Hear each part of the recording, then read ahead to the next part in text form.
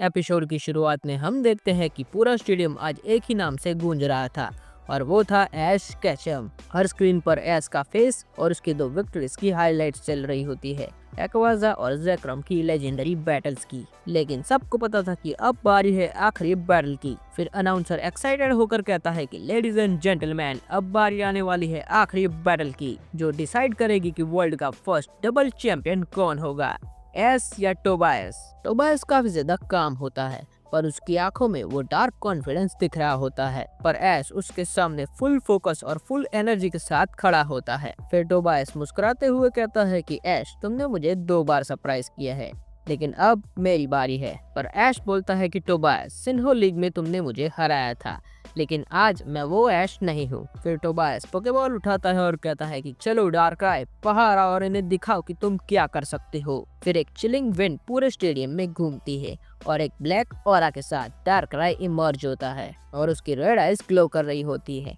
जिसे देखकर पूरा स्टेडियम साइलेंट हो जाता है। डार्क राय को देखकर मिस्टी नर्वस हो जाती है और वो कहती है कि ये तो वही डार्क राय है जिसने ऐश को सिन्हो लीग में हराया था। पर फिर ब्रॉक कहता है कि लेकिन अब इस बार ऐश की बारी है, पर सरीना काफी ज्यादा टेंशन में होती है और फिर सरीना विस्पर करती है और कहती है कि ऐश, तुम कर सकते हो। उसके बाद हम देखते हैं कि क्राउड एक ही नाम चिल्ला रहा होता है और वो था म्यूटू।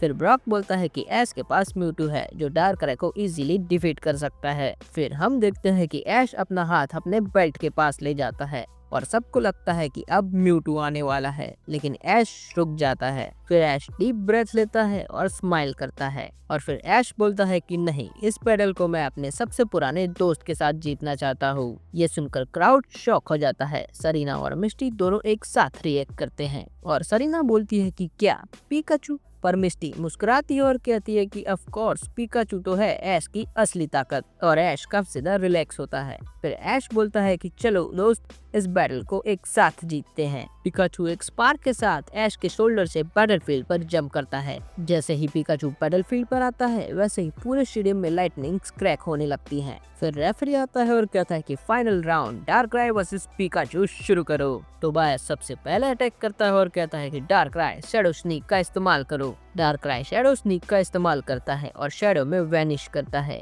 फिर पिकाचू के पीछे से अटैक करता है। फिर ऐश कहता है कि पिकाचू क्विक अटैक से इसे डॉज करो। पिकाचू लाइटनिंग स्पीड से जंप करता है और डार्क राय का अटैक मिस हो जाता है और फिर ऐश बोलता है कि पिकाचू थंडरबोल्ट का इस्तेमाल करो। पिकाचू का थंडरबोल्ट सीधा डार्क राय की तरफ हिट करता है, लेकिन डार्क राय इंस्टेंटली वैनिश हो जाता है। ये देखकर ब्रॉक कहता है कि एज एक्सपेक्टेड डार्क राय फिजिकल फॉर्म के बिना अटैक करता है, तो ये बैटल तो टफ ही होने वाली है। उसके बाद टोबायस कहता है कि डार्क राय डार्क वॉइड। डार्क राय अपने डार्क वॉइड का इस्तेमाल करता है और पिकाचू के ऊपर थ्रो करता है। ये देखकर ऐश कहता है कि पिकाचू डॉज करो अभी, लेकिन पिकाचू थोड़ा लेट हो जाता है और डार्क वॉइड उसे हिट कर जाता है और पिकाचू स्लीप मोड में चला जाता है। ये देखकर सरीना कहती है कि ओ नो, पिकाचू डार्क राय के नाइटमेयर में चला गया। पर फिर ऐश अपनी आंखें बंद करता है और बोलता है कि पिकाचू, तुम इससे निकल सकते हो, तुमने कभी हार नहीं मानी है। और पिकाचू डार्क वर्ल्ड के अंदर खड़ा होता है।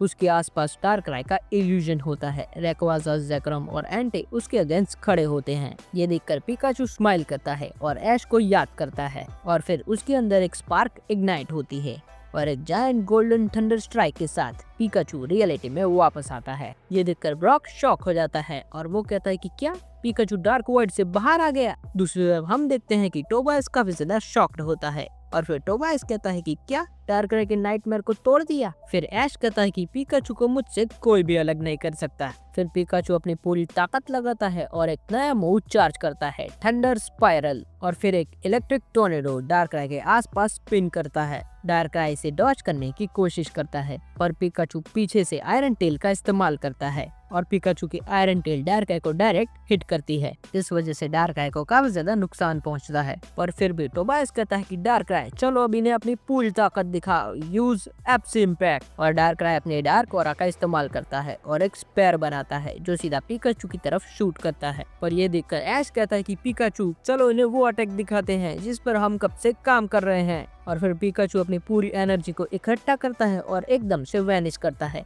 फिर एक ब्राइट फ्लैश के साथ रीअपियर होता है और फिर ऐश कहता है पिकाचू लाइटनिंग काउंटर। पिकाचू अपने इलेक्ट्रिक फील्ड का इस्तेमाल करता है और डार्क ब्लास्ट को रिफ्लेक्ट कर देता है और इलेक्ट्रिक फील्ड की वजह से उस अटैक की एनर्जी डबल हो जाती है और वो अटैक सीधा जाकर डार्कराय को हिट करता है। और इन दोनों अटैक्स का इम्पैक्ट इतना ज्यादा होता है दोनों पोकेमॉन्स को काफी ज्यादा नुकसान पहुंचता है और दोनों पोकेमॉन्स काफी ज्यादा वीक हो चुके होते हैं, पर कोई भी गिव अप करने के लिए तैयार नहीं होता। और तभी टोबायस कहता है कि डार्कराय डार्क पल्स अपनी पूरी ताकत लगाओ। दूसरी तरफ ऐश कहता है कि पिकाचू अपनी पूरी ताकत लगाओ और वोल्ट स्टॉर्म का इस्तेमाल करो। और फिर ये दोनों अटैक्स एक दूसरे से कोलाइड करते हैं जिससे पूरा स्टेडियम शेक होने लगता है और पूरे स्टेडियम में ब्राइट लाइट फैल जाती है। फिर इस एक्सप्लोजन के बाद पूरा स्टेडियम साइलेंट हो जाता है और जैसे ही स्मोक क्लियर होता है हम देखते हैं कि डार्कराय फेंट हो चुका है और पिकाचू बैरली खड़ा हो पा रहा है। और ये देखकर रेफरी कहता है कि Darkrai is unable to battle, इसलिए इस राउंड के विजेता है पिकाचू।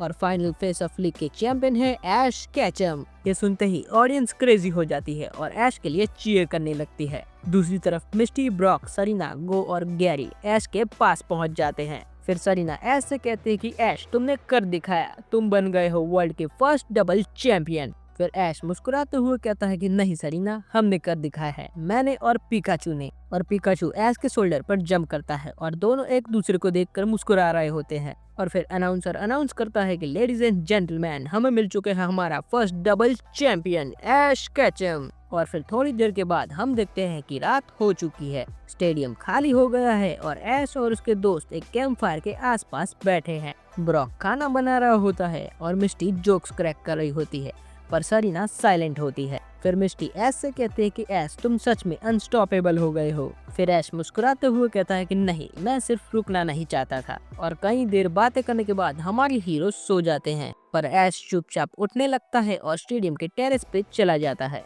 स्काई में स्टार्स चमक रहे होते हैं और ये वही स्काई होता है जहाँ पर ऐश ने अपनी जर्नी शुरू की थी। फिर ऐश स्टार्स को देखकर कहता है कि फाइनली मैंने कर दिया। ऐश के आसपास कोई नहीं होता, सिर्फ साइलेंस और स्टार्स होते हैं। फिर पीछे से एक हल्की सी आवाज आती है। फिर सरीना कहती है कि तुम्हें लगा कि मैं बिना कुछ कहे जाने दूंगी। फिर ऐश पीछे मुड़कर देखता है और सरीना उसके पास खड़ी होती है। फिर सरीना ऐश के पास बैठ जाती है और दोनों स्काई की तरफ देखने लगते हैं। फिर सरीना स्लोली कहती है कि ऐश, जब से मैंने तुम्हें देखा था तब से मुझे पता था कि तुम कुछ अलग हो। ये सुनकर ऐश कंफ्यूज हो जाता है और सरीना की तरफ देखने लगता है। फिर सरीना हिम्मत जुटाकर ऐश को अपनी फीलिंग्स कन्फेस कर देती है और ये सुनकर ऐश कम्प्लीटली शॉक हो जाता है। फिर थोड़ी देर के बाद ऐश भी अपनी फीलिंग्स सरीना से कन्फेस करता है और फिर दोनों एक दूसरे को देखकर मुस्कुरा रहे होते हैं। उसके बाद हम देखते हैं कि दोनों एक दूसरे के पास बैठे होते हैं और वो स्टार्स को एंजॉय कर रहे होते हैं। तो आज के लिए इतना ही, मिलते हैं न्यू सीरीज के साथ, तब तक के लिए कीप शाइनिंग।